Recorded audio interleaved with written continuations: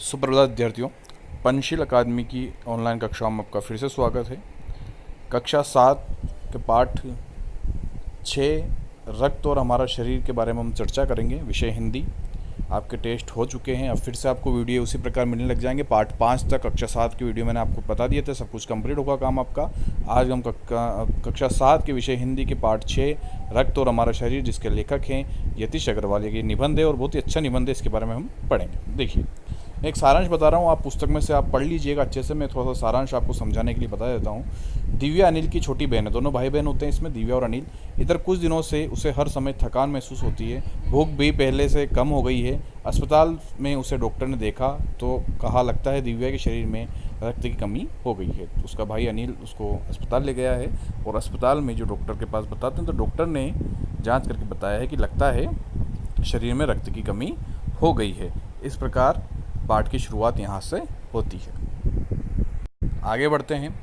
Doctor दीदी ने दिव्या की उंगली से रक्त की कुछ बूंदें निकाली। जब डॉक्टर दीदी वहाँ पे जब चेक कर रही थी तो बताया कि रक्त की कमी है, तो फिर डॉक्टर दीदी ने दिव्या की उंगली से रक्त की कुछ बूंदें एक छोटी सी शीशी में डाल दी और स्लाइड पर लगा दी, मतलब रक्त की जाँच वह कर रही है।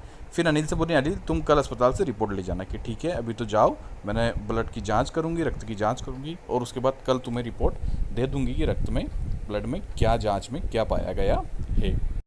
आगे देखते हैं। अगले दिन डॉक्टर दीदी सूक्ष्मदर्शी द्वारा एक स्लाइड की जांच कर रही थी। स्लाइड की जांच पूरी होने पर डॉक्टर दीदी बोली, अनिल दिव्या को एनीमिया है, चिंता की बात नहीं, कुछ दिन दवा लेगी तो ठीक हो जाएगी। अगले दिन जब अनिल हॉस्पिटल पहुंचा तब डॉक्टर दीदी ने कहा, सूक्ष्मदर्शी से हम जाँच करते हैं ब्लड की, कि एक स्लाइड की जांच कर रही थी। उस स्लाइड की जांच पूरी होने पर दीदी बोली कि अनिल दिव्या को एनीमिया है और चिंता की कोई बात नहीं, ठीक हो जाएगा। अब ये एनीमिया क्या है इस पार्ट में आगे बताया जाएगा कि एनीमिया क्या होता है। अनिल के मन में जिज्ञासा हुई, यानी कि जानने की इच्छा हुई। वह बोला, दीदी एक सवाल पूछूं, एनीमिया से आपका क्या मतलब है? उसने पूछा। यह जानने के लिए तुम्हें रक्त के बारे में जानना होगा, डॉक्टर दीदी ने कहा। जब अनिल के मन में जिज्ञासा हुई, जानने की इच्छा हुई कि एनीमिया आखिर होता क्या है, तो बोला डॉक्टर दीदी से मुझे जानना है कि एनीमिया क्या होता है। तो डॉक्टर दीदी ने कहा कि एनीमिया को समझने के लिए सबसे पहले तुम्हें रक्त के बारे में जानना होगा कि रक्त किस प्रकार का होता है, तभी तुम एनीमिया के बारे में जान पाओगे, ये डॉक्टर दीदी ने कहा। अब डॉक्टर दीदी एनीमिया के बारे में जानने से पहले रक्त के बारे में बताती है।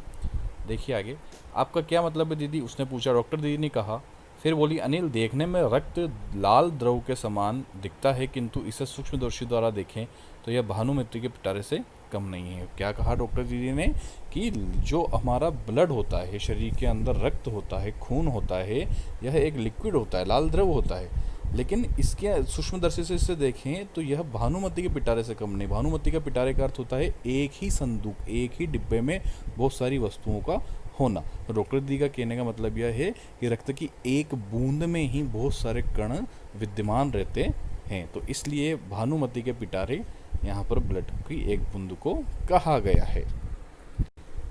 आगे देखते हैं। मोटे तौर पर इसके दो भाग होते हैं। एक भाग वह जो तरल है जिसे हम प्लाज्मा कहते हैं, दूसरा वह जिसमें छोटे बड़े कई तरह के कण होते हैं, कुछ लाल, कुछ सफ़ेद और कुछ ऐसे जिनका कोई रंग नहीं होता है। मतलब दो भाग होते हैं, एक लिक्विड होता है जिसके हम प्लाज्मा कहते हैं और दूसरा जिसमें छोटे छोटे कई कणों से मिलकर वो बना होता है और कोई लाल, कोई सफ़ेद और कोई ऐसे जिसका कोई रंग नहीं होता है, जिन्हें बिंबाणु या प्लेटलेट कण कहते हैं। ये कण प्लाज्मा में तैरते रहते हैं, उस द्रव्य, उस लिक्विड में ये कण तैरते रहते हैं। आगे देखते हैं। सूक्ष्मदर्शी द्वारा जो कण तुम्हें दिखाई दे रहे हैं ये लाल रक्त कण हैं। ये डॉक्टर दीदी अनिल से बोल रही है कि सूक्ष्मदर्शी द्वारा जो कण तुम्हें दिखाई दे रहे हैं ये लाल रक्त कण हैं। अनिल आश्चर्य से उछल पड़ता है, रक्त की एक बूंद में इतने सारे कण, इसकी तो वह कल्पना भी नहीं कर सकता। जब सूक्ष्मदर्शी में अनिल देखता है ब्लड के कणों को तो एक बूंद में इतने कण दिखते हैं कि वह आश्चर्यचकित हो उठता है और वह इसकी कल्पना कभी नहीं कर सकता था कि एक बूंद में इतने सारे कण विद्यमान रहते होंगे। आगे देखिए, वह बोला, इन्हें देखकर तो ऐसा लग रहा है मानो बहुत सी छोटी छोटी बालूशाही रख दी गई हो। रक्त की एक बूंद में इनकी संख्या लाखों में होती है। यदि हम 1 मिलीलीटर रक्त लें तो उसमें हमें 40 से 55 लाख कण मिलेंगे। इनके कारण ही हमें रक्त लाल रंग का नज़र आता है। डॉक्टर दीदी क्या बताती है कि रक्त की एक बूंद में इनकी संख्या लाखों में होती है और 1 मिलीलीटर रक्त लें तो उसमें ये 40 से 50 लाख कण मिलते हैं और इसी के कारण हमें रक्त लाल रंग का नज़र आता है। ये डॉक्टर दीदी अनिल को समझाती है। सांस लेने पर साफ हवा से जो ऑक्सीजन तुम प्राप्त करते हो उसे शरीर के हर हिस्से में पहुंचाने का काम इन्हीं कणों का ही है। इनका जीवन काल लगभग 4 महीने का होता है, अर्थात ये 4 महीने बाद नष्ट हो जाते हैं, खत्म हो जाते हैं और फिर नए कण बनते हैं। मतलब बनते और खत्म होने का काम इनका है। और ये जो कण होते हैं ये 4 महीने तक इनका जीवन काल होता है। 4 महीने के होते होते ये नष्ट हो जाते हैं। शरीर में हर समय नए कण बनते रहते हैं जो नष्ट कणों का स्थान ले लेते हैं। यानी कि हर समय हमारे कण बनते रहते हैं, फिर 4 महीने बाद वो नष्ट हो जाते हैं और रेगुलर डेली हमारे कण बनते रहते हैं जो नष्ट कणों का स्थान ले लेते हैं। हड्डियों के बीच का जो भाग होता है उसको मज्जा कहते हैं। उसमें ऐसे बहुत से कारखाने होते हैं जो रक्त कणों के निर्माण कार्य में लगे रहते हैं। अर्थात उस मज्जा में, हड्डियों के बीच में जो भाग होता है उस मज्जा में ब्लड का निर्माण करने का, इन कणों का निर्माण करने का कार्य होता है। तो एक कण नष्ट होते हैं तो फिर वापस वो पैदा हो जाते हैं। इस तरीके से इनका संचार चलता रहता है। यदि कोई व्यक्ति उचित आहार ग्रहण नहीं करता है तो रक्त कण बन नहीं पाते हैं। और उससे क्या होगा, रक्त कण नहीं बनेगा, पौष्टिक आहार नहीं रहेगा तो रक्त में इनकी कमी हो जाती है, इन कणों की कमी हो जाती है। संतुलित आहार लेने मात्र से हम एनीमिया से बच सकते हैं। यानी कि संतुलित अगर आहार लिया जाए तो एनीमिया नामक बीमारी से हम बच सकते हैं क्योंकि इन कणों की कमी नहीं होगी। आगे देखिए, अनिल ने सवाल किया, इसी कमी को एनीमिया कहते हैं। हाँ, यह कहना काफ़ी हद तक सही होगा। यो तो एनीमिया बहुत से कारणों से हो सकता है किंतु हमारे देश में इसका सबसे बड़ा कारण पौष्टिक आहार की कमी ही है। एनीमिया के बहुत सारे कारण हो सकते हैं रक्त की कमी के, लेकिन एक पौष्टिक आहार सबसे बड़ा कारण है और हमारे देश में पौष्टिक आहार ही है जिसकी वजह से एनीमिया रोग हो जाता है। आगे देखिए, एक और बड़ा कारण है पेट में कीड़ों का हो जाना। एनीमिया होने का दूसरा कारण ये भी है कि पेट में कीड़ों का हो जाना। ये कीड़े प्राय दूषित जल और खाद्य पदार्थों द्वारा हमारे शरीर में जाते हैं कि गंदा जल और गलत खाद्य पदार्थों से या दूषित खाद्य पदार्थ के द्वारा हमारे शरीर में यह जाता है। अतः इनसे बचने के लिए आवश्यक है कि हम पूरी सफाई से बनाए गए खाद्य पदार्थ ही ग्रहण करें, भोजन करने से पूरा अच्छी तरह से हाथ धो लें और साफ पानी ही पिए। इन बातों का हमें हमेशा ही जीवन में ध्यान रखना चाहिए। और हाँ अनिल, एक किस्म के कीड़े भी हैं जिनके अंडे जमीन की ऊपरी सतह में पाए जाते हैं। इन अंडों से उत्पन्न हुए लार्वे त्वचा के रास्ते शरीर में प्रवेश कर आंतों में अपना घर बना लेते हैं।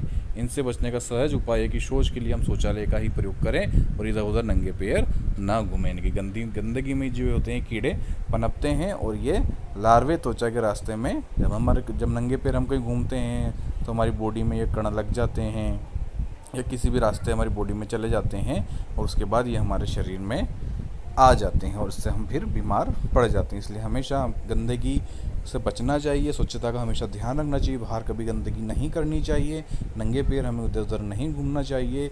इन सब बातों का हम ध्यान रखेंगे, स्वच्छता रखेंगे तो हम इन सारे रोगों से, एनीमिया नहीं, एनीमिया जैसे कई रोगों से हम स्वच्छता का ध्यान रखने से ही बच सकेंगे।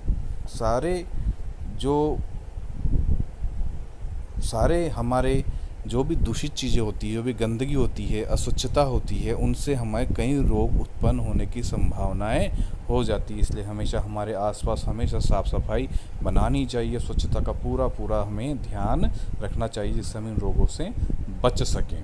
आगे देखते हैं, रक्त में सफ़ेद कण और बिम्बाणु प्लेटलेट कण भी होते हैं। रक्त में सफ़ेद कण और बिम्बाणु और प्लेटलेट कण भी होते हैं। शरीर में उनका क्या काम है, अनिल पूछ रहा है। अब दीदी बोलती है, दीदी बोली, सफ़ेद कण वास्तव में हमारे शरीर के वीर सिपाही हैं।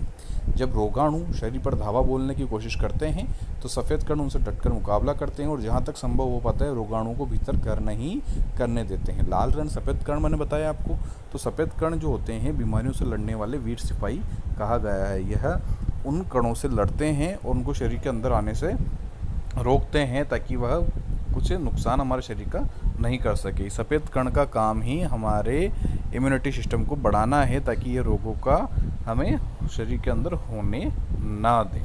आगे देखिए, बिम्बाणुओं का काम है चोट लगने पर रक्त जमाव की हमें मदद करना। रक्त जमाव में जो बिम्बाणु होते हैं वह चोट लग जाती है, ब्लड निकलता है, फिर अचानक से ब्लड का थक्का जम जाता है, यानी कि ब्लड रुक जाता है, तो ये बिम्बाणु ये काम करते हैं। रक्त के तरल भाग प्लाज्मा में एक विशेष किस्म की प्रोटीन होती है जो रक्त वाहिका की कटी फटी दीवार में मकड़ी के जाले के समान एक जाला बुन देती है। नहीं, जहाँ चोट लगती है उस दरार में ये रक्त वाहिका कटी फटी दीवार में मकड़ी के जाले जैसी बन जाती है, जाला बुन देती है ताकि वह रक्त बाहर जाने से रुक जाता है। ये सारे कण रक्त, वरना बहुत सौ के देखा आपने कभी रक्त रुकता ही नहीं है, वो एक बीमारी होती है, यानी कि उन कणों का कम हो जाना। आगे देखो, बिंबाणु इस जाले से चिपक जाते हैं और इस तरह दीवार में आई दरार बढ़ जाती है, जिससे रक्त बाहर निकलना बंद हो जाता है। तो ये बिंबाणु ये काम करते हैं, सफ़ेद कण का बता दिया, बिंबाणुओं का बता दिया, ताकि खून का थक्का जम सके और खून हमारा बाहर ना निकल सके। बहुत अधिक रक्त बह जाए तो उसे रक्त चढ़ाने की ज़रूरत भी पड़ सकती है। दीदी ने समझाते हुए कहा कि कभी अगर ज़्यादा रक्त बह जाता है तो चोट बड़ी होती है, जाले बन नहीं पाते हैं, तो फिर रक्त चढ़ाना पड़ता है। अनिल ने कहा कि ऐसे समय में किसी भी व्यक्ति का खून काम आ सकता है। अनिल पूछता है जिज्ञासापूर्वक कि क्या किसी भी व्यक्ति का खून लेके हम चढ़ा सकते हैं? तो दीदी बोलती है, अनिल, हर किसी का रक्त एक सा नहीं होता है, सबकी बॉडी में अलग अलग प्रकार के रक्त होते हैं, अलग अलग प्रकार का खून होता है, यानी कि हम किसी भी व्यक्ति का दूसरे व्यक्ति को ब्लड या रक्त नहीं चढ़ा सकते हैं। आगे देखिए, दीदी बताएगी कि हम किस व्यक्ति का किस प्रकार का ब्लड हम चढ़ा सकते हैं। समझिएगा, ध्यान दीजिएगा। देखिए आगे, लेकिन ज़रूरत के समय यदि उस रक्त समूह का कोई व्यक्ति मिले नहीं तब, यानी कि हम किसका ब्लड, जो रक्त समूह आपके शरीर की बॉडी को चाहिए वही रक्त समूह हम दूसरे व्यक्ति से ले सकते हैं, वही रक्त समूह होना चाहिए, यानी कि ब्लड ग्रुप जिसको बोलते हैं वही होना चाहिए। तो अनिल पूछता है कि अगर उस समय वो व्यक्ति नहीं मिले तो ऐसी आपात स्थिति में ब्लड बैंक बनाए गए। ब्लड बैंक हमें सभी जगह दिखते हैं, यहाँ पे हमें सभी प्रकार का ब्लड मिल जाता है। प्राय हर बड़े अस्पताल में इस तरह के बैंक होते हैं जहाँ सभी प्रकार के रक्त समूह का रक्त तैयार रखा जाता है, किंतु इन ब्लड बैंकों में रक्त का भंडार सुरक्षित रहे, इसके लिए यह आवश्यक है कि हम समय समय पर रक्तदान करते रहें। इन ब्लड बैंकों में रक्त कब जमा होगा? जब हम रक्त का दान करते रहेंगे। ब्लड बैंक में रक्त समूह तब मिल पाएगा जब हम समय समय पर रक्त का दान करते रहेंगे, इसलिए हमें समय रक्त का दान करते रहना चाहिए। आगे देखिए, 18 वर्ष से अधिक उम्र के स्वस्थ व्यक्ति ही रक्तदान कर सकते हैं। यहाँ पे बताया गया है कि कौन रक्तदान कर सकता है, जिसकी उम्र 18 वर्ष से अधिक हो। 18 वर्ष से कम वाले व्यक्ति नहीं कर सकते। एक समय में उनसे लगभग 300 मिलीलीटर रक्त ही लिया जाता है, यानी कि 300 ग्राम लिया जाता है। फिर तो बड़ा होने पर मैं नियमित रूप से रक्तदान किया करूँगा, अनिल ने कहा। अनिल क्या कहता है कि फिर जब मैं 18 वर्ष से बड़ा हो जाऊँगा, 18 वर्ष का पूरा हो जाऊँगा, तब मैं भी नियमित रूप से रक्तदान करूँगा। हमें भी रक्तदान करना चाहिए। जिनकी उम्र 18 वर्ष से बड़ी होती है उन सभी को प्रेरणादायक स्रोत देना चाहिए कि रक्तदान करें। तो ये पार्ट आपका पूरा हुआ। अगले वीडियो में मैं इस पार्ट के शब्दार्थ और प्रश्न उत्तर के बारे में बताऊंगा। आप अपनी बुक में इस पार्ट को और अच्छे से पढ़िए। मैंने कुछ सारांश आपको यहाँ पे बताया है, आप पार्ट पूरा पढ़िएगा बुक में से, ताकि अच्छे से समझ में आएगा। और अच्छी रक्त के बारे में इसमें जानकारी दी गई है जो अपने जीवन में हमेशा काम आती है। तो अगले वीडियो में मैं आपको शब्दार्थ और प्रश्न उत्तर बताऊंगा।